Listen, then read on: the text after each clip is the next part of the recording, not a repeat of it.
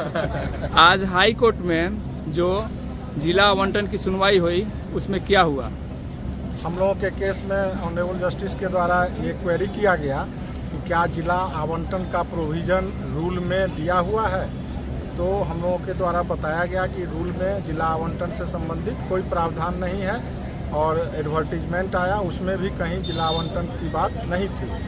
जब काउंसलिंग हो रहा था उस बीच में जिला आवंटन के लिए डायरेक्टर प्राइमरी एजुकेशन महोदय के द्वारा एक लेटर निकाला गया और सभी डीईओ साहब को कहा गया कि आप सभी सक्सेसफुल कैंडिडेट से जिला आवंटन का चॉइस 3 डिस्ट्रिक्ट का चॉइस लिया जाए।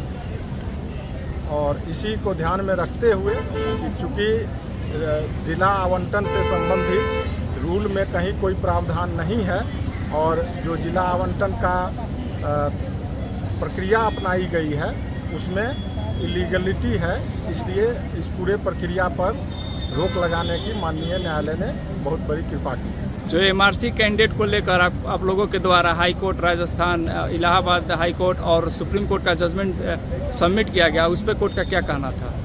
क्योंकि रूल से ही ये कवर्ड था हमारा मैटर, तो हमको सब्सिडरी जो जजमेंट की ज़रूरत थी वो उसकी बहुत ज़रूरत नहीं पड़ी।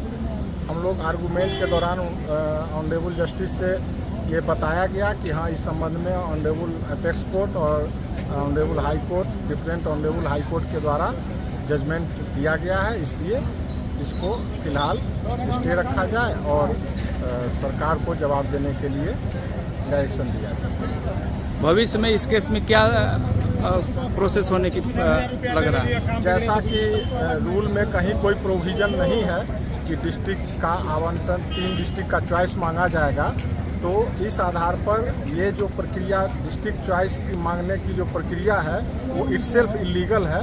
इसलिए मुझे नहीं लगता कि जो सरकार ने ये प्रोविज़न अपनाया है कि 3 जिला का चॉइस मांग के और उसके अनुसार मेरिट कम चॉइस के आधार पर जिला आवंटित किया जाएगा, वो कहीं से भी सस्टेनेबल है।